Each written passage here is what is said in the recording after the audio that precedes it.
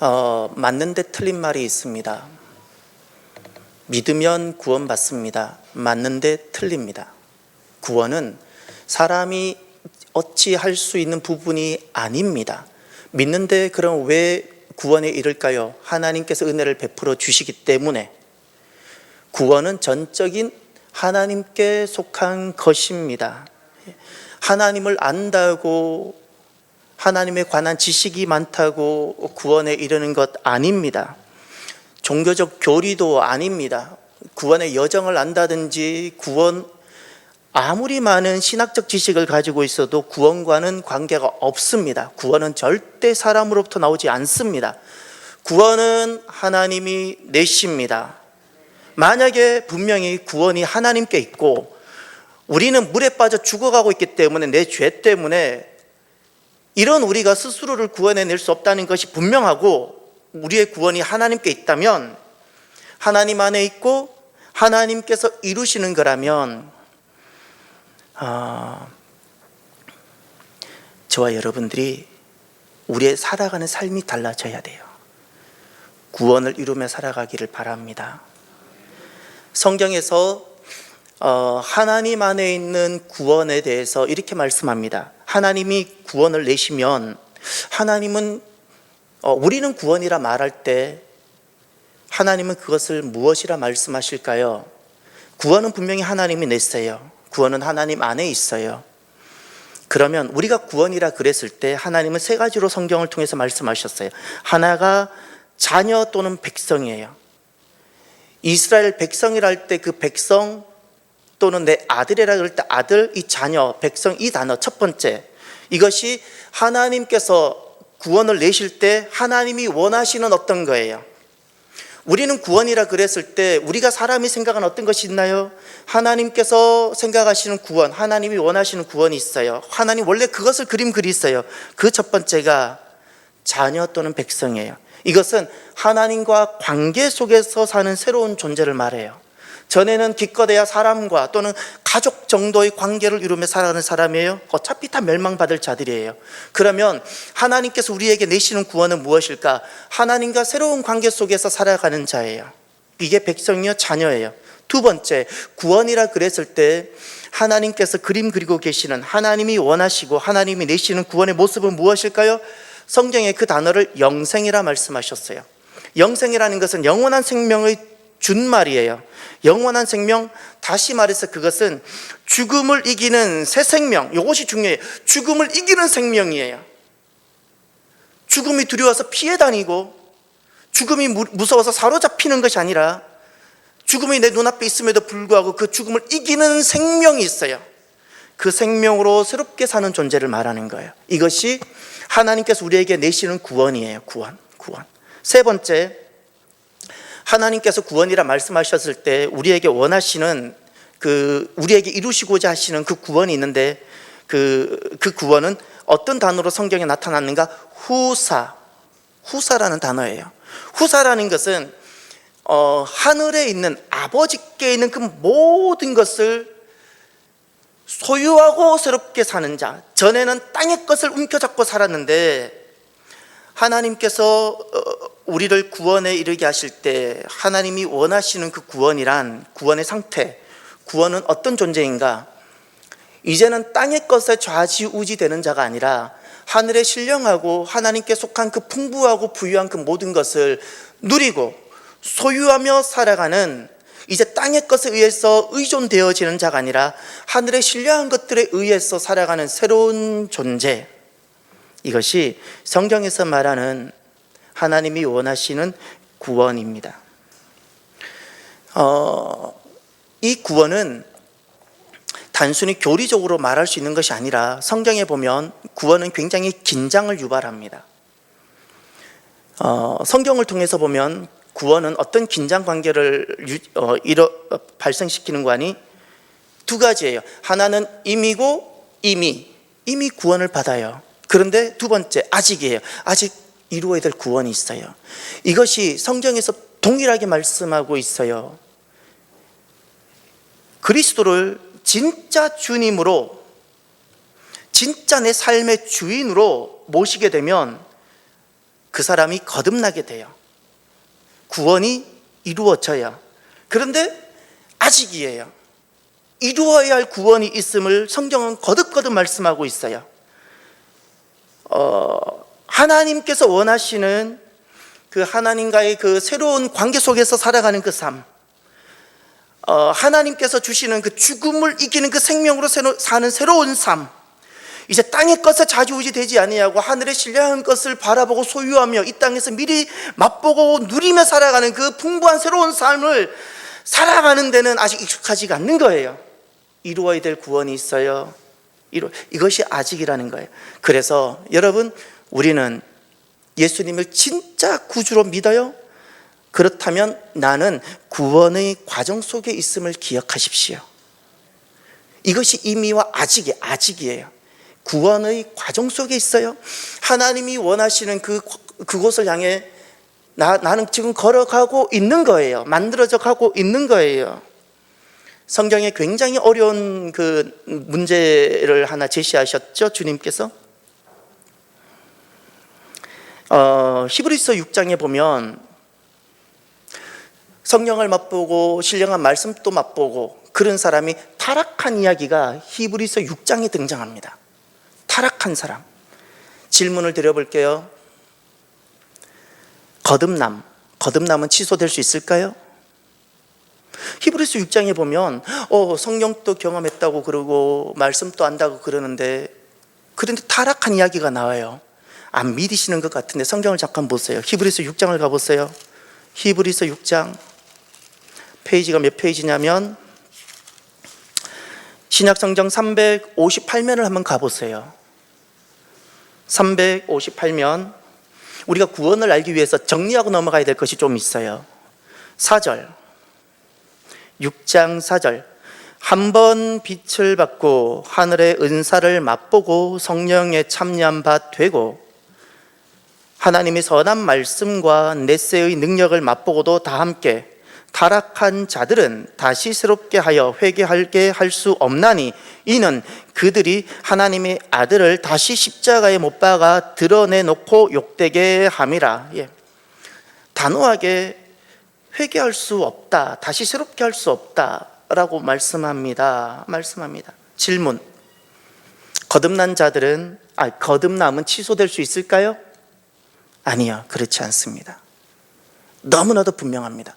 거듭남은 취소되지 않습니다.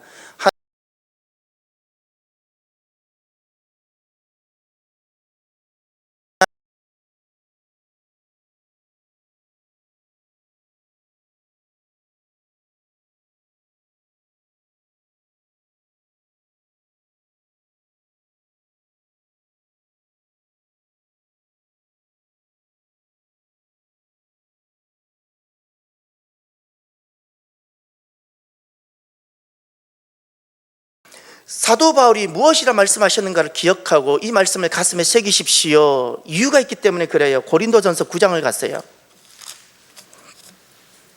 26절, 23절을 먼저 보세요. 23절을 보셔야 이해가 좀 더 됩니다. 내가 복음을 위하여 모든 것을 행함은 다 함께 복음에 참여하고자 함이라. 사도 바울은 복음을 전해요. 복음을 위해서 그는 종도 되어보기도 하고 오만 일을 다 해요. 그런데 너무나도 중요한 고백을 해요. 나는 내가 복음에 참여하고 싶습니다. 복음만 전하는 자가 아니라 그 복음의 분복을 내가 누리고 싶고, 내가 복음인이 되고 싶고, 복음의 권세를 누리고 싶은 자가 되겠다는 거예요. 여러분들 복음만 전하는 자가 되지 마시고요, 복음에 참여하는 자가 되시기를 바라요. 왜 이런 말을 했는가? 26절을 보세요. 그러므로 나는 다름질하기를, 이 다름질이라는 것은 인생을 뜻해요. 인생이 열심히 살아가죠. 다름질하기를 향방 없는 것 같이 아니하고 목적 없는 것. 열심히는 살아요. 열심히는 일을 해요. 그런데 목적이 없어요. 그렇게 하지 않는다는 거예요. 그 다음, 싸우기를, 인생은 반드시 싸워야 되는 것이 있어요. 그런데 허공을 치는 것 같이 무의미하게 싸우지 않는다는 거예요. 지금 여기에서 26절에서 사도 바울은 나는 다름질합니다, 나는 싸웁니다, 두 고백을 해요. 나는 싸우지만 방향 없는 것 같이 하지 않고, 나는 다름질하는데 방향 없는 것 같이 하지 않고, 싸우는데 허공을 치는 것 같이 하지 않습니다. 예. 그리고 27절을 보세요. 여기까지 보셨으면 27절을 보셔야 돼요. 함께 봅니다. 내가 내 몸을 쳐 복종하게 함은 내가 남에게 전파한 후에 자신이 도리어 버림을 당할까 두려워함이로다. 두려워한다는 것은 무서워한다는 것이 아니라 어떻게 해서든지 그것을 나는 막겠다라는 거예요. 무슨 일을 해서, 내가 밥을 굶는 한이 있더라도, 내가 다리가 하나 잘라지는 한이 있더라도, 복음을 전하다가 나는 나중에 버림받는 일만큼은 무슨 일이 있더라도 나는 그것을 막겠다라는 뜻이에요. 막겠다. 막겠다. 거기 중요한 단어가 있어요. 27절. 내가 내 몸이라고 있죠. 몸이 문제예요. 지금 사도 바울은 두 가지를 해요. 나는 몸을 칩니다. 그리고 나는 몸을 복종시킵니다. 이거예요. 나는 몸을 칩니다. 이렇게 소중하게 여기고 몸을 위해서 모든 것을 다하고 살아가는 오늘날 이 한국 사람들, 사도 바울은 나는 몸을 칩니다. 나는 몸을 복종시킨다는 것은 몸을 굴복시킨다 그랬어요. 왜요? 몸을 위하다가 어떻게? 나중에 자신이 버림을 당할까? 버림을 당할까? 자, 이제 정리를 해요. 성경은 분명히 거듭남은 취소될 수 없다고 말씀합니다. 그럼에도 불구하고 버려질 수 있음을, 구원으로부터 버려질 수 있음을 또 말씀하고 있습니다. 그럼 어떻게 정리하는 것이 좋겠습니까? 이렇게 기억하십시오. 참된 거듭남에 들어온 사람들은, 사도 바울을 기억하세요. 사도 바울은 다메섹에서 주님을 만난 다음에 참된 거듭남 가운데 들어왔죠. 그랬더니 그의 구원 이후의 삶을 보세요. 사도 바울의 구원 이후의 삶을 보십시오. 그는 어떻게 살았습니까? 그는 본인이 이루어야 될 그 구원의 그 곳을 향해서 다름질하고 싸우며 살아가는 삶이었어요. 그러니 이렇게 정리해요. 두 가지로 정리할게요. 참된 거듭남에 들어온 사람들은 거듭남은 취소가 되지 않습니다. 그러면 참된 거듭남에 들어온 사람들은 어떻게 할 수 있는가? 참된 거듭남에 들어온 사람은 구원 이후, 시작된 구원 이후 구원의 과정을 이루며 살아가는 삶으로 달라져요. 전의 삶과 완전히 새로운 삶을 살아가요. 완전히. 그가 지금 버려졌거나 그가 예수를 믿고 타락했어요? 분명히 말하는데 처음부터 그는 완전한 구원 가운데 들어오질 않았던 거예요. 완전한 구원 가운데 들어오게 되면 하나님은 그를 버리지 않으시고, 완전한 거듭남 가운데 들어오게 되어지면 그의 시작된 구원 이후의 삶은 본인이 만들어 가야 되고 완성시켜 가야 되는 그 구원의 과정 속에 들어가고 구원의 과정을 이루어가는 삶을 살아가는 거예요. 똑같은 인간인데 다른 삶을 살아가요. 다른 삶. 전에는 내 이름이 중요했어요. 그러나 이제 예수님이 중요한 거예요. 전에는 땅의 것이 중요했어요. 이제는 하늘의 것이 중요한 거예요. 전에는 망할까 죽을까 두려워서 살았어요. 이제는 죽음조차도 이기는 생명을 가지고 살아가는 거예요. 죽음조차도 이기는 생명을 가지고. 코로나도 이렇게 다루는 거예요. 코로나도 이렇게 다루는 거예요. 교회는 세상을 섬기되 교회가 코로나를 두려워하는 것은 하나님 명예에 누를 끼치는 거예요. 그 다음, 그러면 이루어야 될 구원이 있죠. 이루어야 될 구원, 오늘 말씀을 돌아가 보십시오.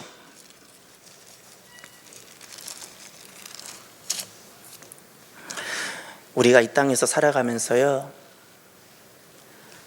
우리가 윤리적으로 행한 그 모든 것, 구원을 위해서 살아가고 내가 구원을 이루어가는 그 삶을 하나님의 영광으로 받으시는데, 그러지 못한 내가 볼 때 좀 의로워 보이는 그렇게 해서 했던 그 모든 것 철저하게 하나님 회개하게 하실 겁니다. 철저하게 회개하게 하실 겁니다. 세상의 기준으로 움직이지 마세요.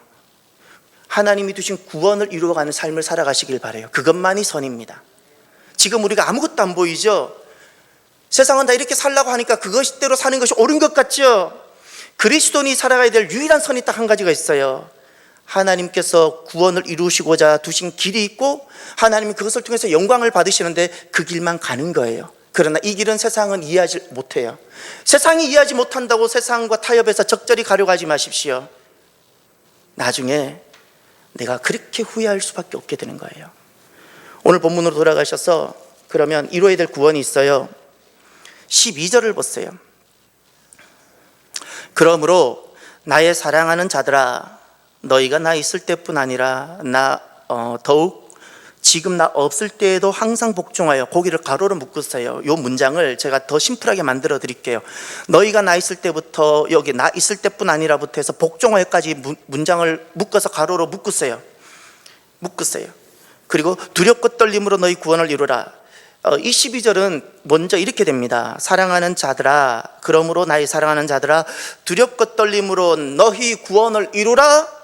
너희가 나 있을 때뿐 아니라 더욱 지금 나 없을 때처럼 항상 복종하여 두렵고 떨림으로 너희 구원을 이루라는 거예요. 핵심이 두렵고 떨림으로 너희 구원을 이루라. 여기 이루라라는 동사가 있죠. 이것이 구원 안에, 구원이 시작된 사람들의 삶의 목표여야 돼요. 이루어야 돼요. 반드시 이루어야 돼요. 할렐루야. 이루어야 돼요. 그냥 해도 되고 말아야 되는 것이 아니에요. 제가 여러분 앞에 서 있잖아요. 제가 여러분 앞에 설교를 잘하는 것이 중요치 않고요. 제가 교회를 얼마나 크게 세우는가도 중요치 않고요. 제가 여러분 앞에 서 있는 것은 하나님께서 저와 우리 교회가 각각 이루어야 될 구원이 있는데 그 구원의 몫을 이루어 가는 거예요. 그것을 하나님의 영광을 받으세요. 배치는 하나님이 하시고요, 사람을 세우고 내리는 것도 하나님이 하세요.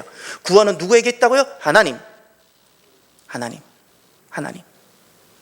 그래서 이루어야 돼요. 그래서 저는 그 심정으로 여기 서 있는 거예요. 제가 이루어야 될 구원이 있고, 제가 여러분을 섬김으로 여러분 한 사람 한 사람 이루어야 될 구원을 제가 도와드려야 되기 때문에. 그리고 거기 너희 구원이란 단어가 있죠. 너희 구원. 이 너희 구원이란 단어가 삶의 목적입니다. 여러분의 삶의 목적을 어디 두고 있습니까? 집값이 많이 올라서 지난번에 아파트를 사두지 못한 것이 그렇게 안타깝습니까? 삶의 목적이 달라져야 돼요. 삶의 목적이 하나님의 구원이 되시기를 바라요. 거듭난 사람은 구원이 하나님의 삶의 목적이 하나님의 구원이에요. 시작된 구원이 이루어져야 되는 사실을 기억하십시오. 이루어져야 돼요. 그래서 우리는 구원을 위해 살아가고, 구원 안에 살아가고, 구원을 향해 살아가는 거예요. 모든 만남, 모든 사역, 하나님을 향해서 내가 이루어야 될 구원을 위하여 내가 걸어가는 거예요. 할렐루야. 그래서 우리는 분명해요. 방향이 이 구원 끝에 하나님 나라로 이어지는 거예요. 그리고 그러면 삶의 방법은 어떻게 되는가? 그것이 두렵고 떨림이란 단어예요. 두렵고 떨림으로. 왜 두렵고 떨림일까? 사도 바울을 기억하십시오. 열심히 말씀을 전하고 열심히 교회를 섬겼는데 내가 그 구원의 복을 누리질 못하고 버림당할까 봐. 그래서 우리가 두렵고 떨림으로 우리가 이 구원을 향해 살아가야 돼요. 이 두렵고 떨림이라는 것은 내가 열심히 무엇인가를 하는데 하나님의 내게 두신 구원과 일치되지 않을까를 두려워하십시오. 내 이름을 위하여, 내 자신을 위하여 그렇게 내가 살아가게 될까 두려워하십시오. 그러면 하나님께서 내게 두신 구원과는 아무런 관계없는 삶을 살아가는 거예요. 남들이 볼 때는 그를 목사라 부를 수 있고, 그를 장로라 부를 수 있고, 누구라 부를 수 있을지 몰라도 하나님 보실 때는 그저 종교인일 뿐인 거예요. 그래서 스스로 두려워하고 스스로 떨림으로 이 길을 걸어가는 거예요. 그래서 바로 지난주 수요일 아니군 한 주 더 전 수요일 날 주님께서 우리에게 주셨던 말씀이 무엇인가요? 그렇기에 우리의 마음이 주님의 마음처럼 되어져야 된다 말씀하셨어요. 그 주님의 마음의 핵심이 무엇인가요? 낮음과 비움이에요. 비움과 낮음. 왜 비움과 낮음이죠? 비움과 낮음은 우리가 이루어야 될 그 구원을 우리가 이루기 위해서, 처음 듣는 말씀 같아서 여러분 말씀을 보세요. 너무 처음 듣는 말씀처럼 여러분 눈빛으로 저를 보면 제가 당혹스럽잖아요. 7절을 보세요. 7절. 2장 7절 오히려 자기를 비워 그랬죠. 이게 비움이에요. 예수님의 비우심. 8절 사람 모양으로 나타나서 그 다음 어떻게 자기를 낮추시고 낮추심 낮음. 이 비움과 낮음을 주님께서 보여주셨죠. 이것을 통해서 주님께서 구원을 이루셨어요. 그리고 보세요, 하나님의 구원이 이거예요. 9절을 보세요. 9절에 이런 단어가 있죠. 이러므로 하나님이 그를 지극히 높여. 이것이 하나님이 우리에게 오늘 내시는 구원이에요. 이렇게 되어져야 돼요. 구원은 누가 냈어요? 하나님. 우리는 어떤 마음이어야 돼요? 비움과 낮음, 두렵고 떨림으로 우리가 몸을 가지고 있잖아요. 이 몸이 문제인 거예요. 몸은 계속 유혹을 받고 몸은 계속 시험 들 수 있고, 그렇기 때문에 비움과 낮음의 길을 내가 걸어가는 거예요. 주님께서 내게 두신 이 구원, 나를 가장 잘 아시는 분이 누굴까요? 주님이세요. 아무리 우리가 뜯어 고치고 새롭게 하고 단장하고 이렇게 멋있게 어떻게 할지라도 주님은 내 폐부 깊숙이까지 다 아세요. 그래서 하나님께서 나를 온전하게 하기 위해서 내 곁에 때로는 가시도 두고요, 내 인생의 길을 때로는 평탄하지 않는 곳에 두시기도 하세요. 그렇게 하시는 거예요. 그저 우리는 무엇이 있어야 돼요? 비움과 낮음, 비움과 낮음. 사랑하는 성도 여러분, 저와 여러분이 삶의 목적이 하나님이 내시는 구원이 되시기를 바랍니다. 이제는 얼마나 더 잘 살고 얼마나 더 잘 먹고 이런 모든 것은 덤으로 두세요. 하나님이 주시는 만큼만 사세요. 그저 우리가 하나님의 구원을 이루는 순례자로 살아가게 되기를 바랍니다. 순례자로 살아가시길 바라요. 다른 것은 우리가 많이 이루지를 못하고 때로는 실패가 있을지라도 하나님이 우리에게 주신 이 복된 구원만큼은 꼭 이루는 착하고 복된 성도들이 되십시오. 그러면 오늘 본문에서 두 번째, 이루어야 할 구원을 실패하는 경우를 말씀해 주셨어요. 이렇게 가면 실패한다. 14절을 보세요.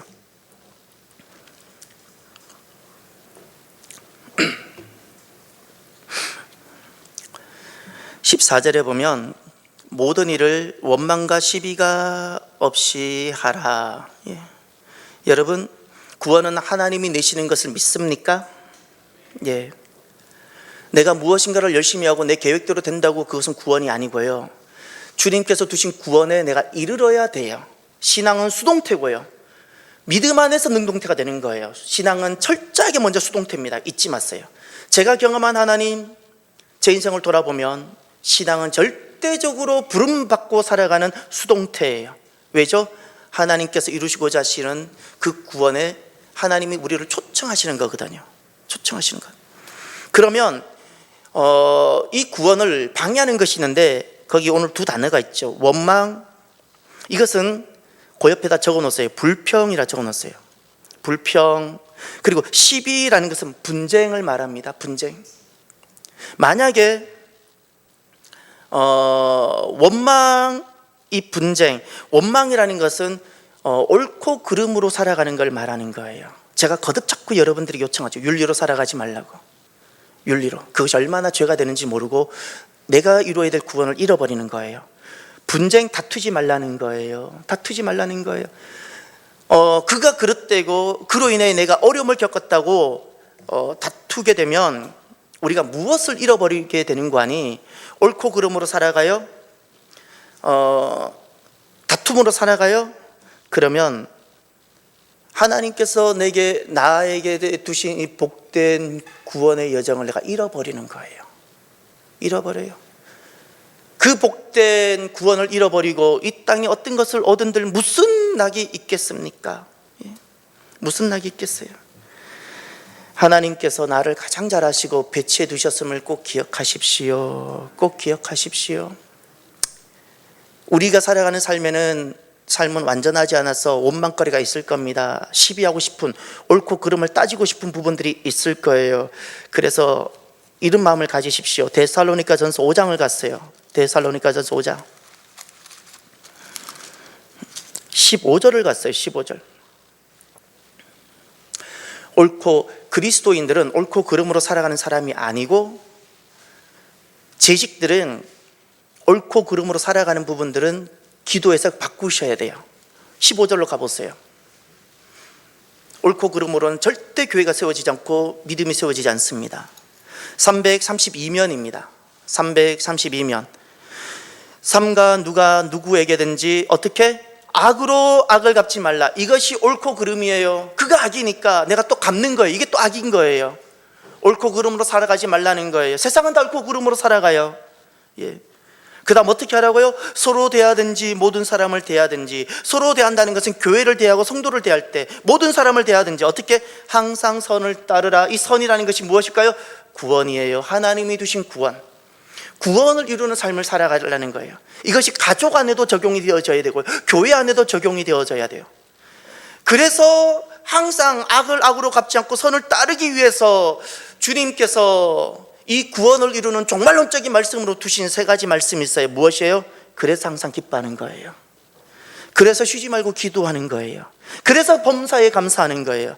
이것은 그가 나를 기쁘게 했기 때문에 기뻐하는 것이 아닙니다. 모든 결과가 잘 이루어졌기 때문에 감사하는 것이 아닙니다. 어떻게 악을 악으로 갚지 않고 하나님이 내게 주신 구원을 이루기 위해서 내가 이 길을 걸어가라고 주님께서 말씀하셨기 때문에. 23절 보세요. 데살로니가전서 5장 23절. 주님은 분명히 말씀하셨어요. 악은 어떻게 하라고요? 어떤 모양이라도 버리라고. 이 악은요, 옳고 그름으로 살아가는 거라고 보시면 돼요. 그래서 왜 우리가 악을 다루고 싶은데 그 부분을 하나님께 맡기라고 자꾸 말씀하시는가? 24절을 보세요. 다 함께 봅니다. 너희를 부르시는 이는 미쁘시니 그가 또한 이루시리라. 아멘. 그가 또한 이루신다. 거기다가 밑줄을 다 쳐두시고 여러분 가슴 속에 새겨지고 지워지지 않는 말씀으로 두세요. 저는 이 말씀을 제 신비에 새겨두고 살아요. 하나님이 우리를 부르셨잖아요. 그 하나님은 신실하시고 미쁘신 분이세요. 그래서 누가 이루세요?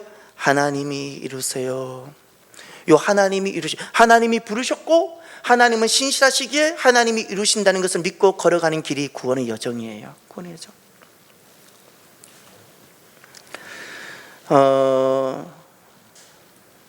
우리가 입에서 원망과 불평을 지우며 살아가시기를 바랍니다. 하나님이 이루세요. 시험을 이기기 위해서 살아가는 성도 여러분, 우리 교회만큼은 믿음으로 감사하고요, 믿음으로 기뻐하고 믿음으로 기도하는 우리 귀한 신앙 공동체가 되기를 바랍니다. 끝으로 그러면 이루어야 할 구원이 주님께서 분명히 있다고 말씀하셨는데, 그럼 세 번째로 이루어야 될 구원을 위해서 주님께서 하신 말씀이 계세요. 우리가 구원을 이루기 위해서 어떤 삶을 살아야 되는가? 세 가지 오늘 이 빌립보서 말씀을 통해서 하나님이 두신 그 복된 구원 안에 우리가 들어가기 위해서 어떤 삶을 살아라고 말씀하셨는가? 첫 번째 15절. 이는 너희가 흠이 없고 순전하여, 이것이 실은 본동사예요. 너희가 흠이 없게 될 것이고 순전하게 될 것이라는 거예요. 어디서? 어그러지고 거스리는 세상 가운데서. 세상은 어그러지고 거스러요. 하나님을 대적하기도 하고. 그럼에도 불구하고 우리가 흠이 없고 순전하게 될 거라고 말씀하셨어요. 그 다음 보면 이렇게 말씀하죠. 하나님의 흠없는 자녀로 다 함께 세상에서 그들 가운데 빛들로 나타내며. 세상에서, 우리가 세상에 있어요. 우리는 하늘에 있지 아니하여. 세상은 어그러지고 거스르는 곳이에요. 그럼에도 불구하고 그 속에서 어떻게 하라고요? 빛으로 나타나는, 빛으로 나타내기. 우리는 살아가는 삶의 방식이 다르고 우리는 세상을 보는 눈도 달라야 되고, 하나님께서 우리 구원을 이루시기 위해서 우리에게 요청하시는 바가 세상에 빛을 나타내며 세상에서 그들 가운데 어그러지고 거스러지는 그 세대 가운데 빛이 되어달라고 말씀하셨어요. 이것이 구원을 이루는 첫 번째입니다. 빛은 무엇일까요? 어둠의 반대 개념이죠. 어둠은 절망이고 죽음이고 희망이 없음이고 무력함이고 우울함이고, 빛이라는 것은 무엇일까요? 생명이고 소망이고 살아남이고. 할렐루야. 무엇이 정말 생명이 무엇인지, 소망이 어디에 있는지 생생하게 보여주라는 거예요. 여기 실은 입증하라는 단어가 있어요. 입증. 우리가 똑같은 너희들과 죄인인데 우리가 어떻게 이 생명 가운데 있는지, 우리가 어떻게 사망을 이기고 살아가는 자가 됐는지, 이것을 생생하게 증명하라는 거예요. 증명하라고. 두 번째, 우리가 살아내야 될 삶이 하나 있습니다. 이루어야 될 구원을 위해서. 언제 우리의 구원을 이루어낼까? 세상의 빛으로 살아갈 때 두 번째 16절을 보세요. 생명의 말씀을 밝혀. 두 번째가 바로 이것입니다. 생명의 말씀을 밝히다. 생명의 말씀을 밝힌다라는 그 단어, 밝히다를 난하주를 보세요. 난하주에 보면 붙들다라고 되어져 있죠. 말씀을 밝힌다라는 것은 말씀을 붙든다라는 거예요. 쉽게 말하면, 다시 말하면, 전에는 시대 가치로 살았어요. 시대 유행을 따라 살았어요. 이제는 시대가 무엇을 말하든지, 시대 가치가 어떤 것을 요청하든지 우리는 어떻게 살아요? 말씀을 붙잡고 살아가는 거예요. 말씀이 말씀하는 바대로 내가 살아가 보고 싶은 거예요. 그 말씀이 생명이거든요. 나는 생명이 말씀에 있다는 것을 나는 믿고 그 말씀을 내가 붙들고 살아가는 새 삶인 거예요. 이렇게 살아가는 것이 이루어야 될 구원을 이루어가는 삶이에요. 놀라운 것은 16절을 보세요. 이런 말씀이 반복됩니다. 헛되다는 단어가 2번 반복돼요. 나의 다름질, 이게 인생이라 그랬죠. 인생이 열심히 수고하고 땀 흘리고 살아가는 거죠. 헛되지 않는다 그랬어요. 수고도, 인생의 수고가 있죠. 헛되지 않는다. 언제 헛되지 않을까요? 사람이 그렇게 열심히 잠을 자지 않고 노력하고 많은 것을 이루고 재물을 이루어도 헛됩니다. 빨리 헛되다는 것을 깨닫는 사람은 지혜가 있는 사람이고요. 헛됩니다. 하나님께서 바람 한번 불면 엎어지더라고요. 엎어져요. 하나님이 한번 손잡아 주니까 그가 일어나더라고요. 일어나요. 다 헛되고요. 무엇만이 정말 의미가 있고 가치가 있는 걸까요? 말씀을 붙드는 것, 말씀을 붙들고 살아가는 것만이 마지막에 16절 하반절 보세요. 그리스도의 날, 이건 주님 만나는 그날을 말해요. 주님 오시는 날, 그리스도의 날에 내가 자랑할 것이 있게 하려 함이라. 그것만이 남습니다. 할렐루야. 그것만이. 주님 앞에 갔을 때 주님 앞에 내가 드릴 것, 주님 앞에 제가 이렇게 살아왔습니다라고 말할 수 있는 나의 자랑이 있기를 바랍니다. 이것만이, 이 말씀을 붙들고 살아가는 것, 세상은 절대 그렇게 살아가지 않아요. 그럼에도 불구하고 내가 말씀을 붙들고 살아가는 이 삶을 두렵고 떨림으로 살아가는 저와 여러분이 되기를 바라요. 끝으로 세 번째, 우리가 언제 구원이 이루어지고 구원을 이루는 삶의 모습은 무엇일까? 첫 번째가 세상의 빛으로 살아가 보는 것, 어두운 세상에 어둠을 따라가지 않고. 두 번째는 세상 속에서 내가 말씀을 붙들고 살아가는 것.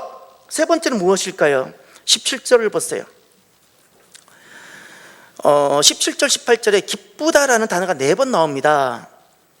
17절 하반절에 나는 기뻐하고 너희 무리와 함께 기뻐하리니, 18절 이와 같이 너희도 기뻐하고 나와 함께 기뻐하라. 무려 기쁨이 4번 나오는데 이 짧은 절에 가장 기쁨이 많이 반복되는 데가 여기에요. 그런데 무엇을 기뻐하라고 하셨는지를 주목하십시오. 그냥 기뻐하라 그랬나요? 무엇을 기뻐하라 했을까요? 17절 전반절, 만일 너희 믿음의 제물과 섬김 위에 내가 나를 전제로 드릴지라도 나는 기뻐한다는 거예요. 기뻐하는 정도가 아니라 기뻐하고 기뻐하겠다는 거예요. 이 전제라는 것은 붓는 예식이에요. 붓는 예식, 포도주를 부어요. 또 감람유, 그러니까 올리브유를 부어요. 붓는 제사에, 붓는 제사. 제사의 방식은 불로 태우는 방식을 화제라 불러요. 이 화제는 5대 제사가 있어요. 번제, 소제, 화제, 화목제, 속건제, 속제제. 5대 제사가 다 화제예요. 화제. 그리고 드는 제사가 있어요. 이걸 거제라 불러요. 거제. 흔드는 제사가 있어요. 요제라 불러요. 요제. 그리고 붓는 제사가 있어요. 이걸 전제라 불러요. 제사 방식에 따라서 4가지로 나누어지는 거예요. 전제가 있어요. 전제는 어떤 의미가 있는 거니? 희생을 뜻하는 거예요. 내 피를 다 붓는 거예요. 피. 희생을 뜻하는 거예요. 여기 사도 바울이 이렇게 말을 합니다. 만일 너희 믿음의 제물과 섬김 위에 내가 나를 전제로 내 피를 드리겠다는 거예요. 그런데 나는 그거 기뻐합니다. 그래요. 너희가 믿음만 될 수 있다면, 너희가 믿음 위에 설 수만 있다면 나는 내가 전제가 되어져도 나는 기뻐하고 기뻐하겠습니다. 세 번째가, 우리가 언제 내 구원이 이루어지고 이루어야 될 구원이 언제 완성되는가? 전제의 기쁨을 가지고 살아갈 때. 세상은 다 나를 아끼고 살아가요. 잃어버릴까 봐 움켜잡고 살아가는데, 그렇게 되면 하나님이 내게 주신 구원은 이루어지지 않아요. 모든 것을 어떻게 하나님께 맡기고, 내 주인이잖아요. 하나님께 다 의탁하고, 내 생명도 의탁해 놓으세요. 여러분이 여러분 스스로 생명을 지켜낼 수 있으면 여러분이 딱 움켜잡으세요. 저는 제가 제 생명을 지켜낼 수 없다는 걸 제가 알기 때문에 제 살고 죽는 것을 주님께 딱 맡겨놨어요. 얼마나 자유로운지 몰라요. 너무너무 자유로워요. 제 살고 죽는 것 주님께 의탁해드렸어요. 그리고 기도는 이렇게 했어요. 하나님, 주님께서 제게 주신 사명이 끝날 때까지는 건강을 지켜주십시오. 그거는 기도했어요. 그리고 또 한 가지 요즘 더 기도했어요. 하나님, 사명이 끝나도 제가 조금 더 살 수 있을 것 같은 생각이 자꾸 들어서 전에는 사명의 끝과 제 끝나는 것을 같이 봤거든요. 그런데 요즘 하나 더 기도해요. 하나님, 사명이 끝나고 주님 앞에 가는 그날까지 제 스스로 남의 도움 없이 제 스스로 성전 나오는 건강을 주십시오. 요거 기도해요. 제가 성전 나오는 기도로 건강을 두고 저는 기도해요. 다른 많은 엄청난 건강은 두지 않아요. 성전만 나왔으면 좋겠어요. 제가 때가 되면 은퇴하고 제가 어딘가 또 가겠죠. 그곳에서 제가 어떤 성전을 두고 또 제가 섬기겠죠. 성전을 두고 갈 수 있었으면 좋겠어요. 그 건강 주님 만나는 그날까지 이렇게 되면 참 좋겠어요. 오늘 마지막 성전에서 주님을 만나고 그날 밤이나 내일 주님 앞에 갔으면 좋겠어요. 언제 우리가 이루어야 될 구원이 완성될까? 전제의 기쁨을 가지고 살아갈 때. 여기 17절을 보세요. 만일 너희 믿음의 재물과 섬김, 이 너희의 나의 자녀가 들어가야 돼요. 하나님께서 내게 위탁하신 사람들이 있어요. 내가 지금 중보 기도하고 있는 사람들이 있잖아요. 그 영혼들이 다 여기 들어가야 돼요. 때로는 내 남편도 들어가야 되기도 하고, 목사이라면 많은 성도들이 여기 다 들어가야 되는 거예요. 그들의 믿음을 위해서라면 주님, 제가 전제가 되어도 괜찮습니다. 내가 희생되어지고 소진되어지는 것을 나는 도리어 기뻐하겠습니다. 할렐루야. 그럴 때 놀랍게도 나는 희생이 되고 소진되어지는데 무엇이 이루어진다고요? 하나님께서 내게 복으로 주시고자 하시는 구원이 완성되어져 간다는 거예요. 완성되어져요. 내가 말씀을 붙들고 살아갈 때, 세상의 원리로 살아가지 않고 말씀의 원리로 내가 살아가려고 할 때 하나님께서 우리에게 주신 그 복된 구원이 이루어져 간다는 거예요.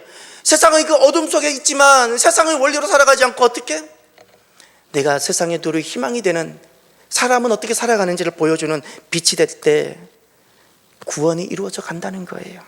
사랑하는 성도 여러분, 구원이 이미 시작이 된 게 맞아요.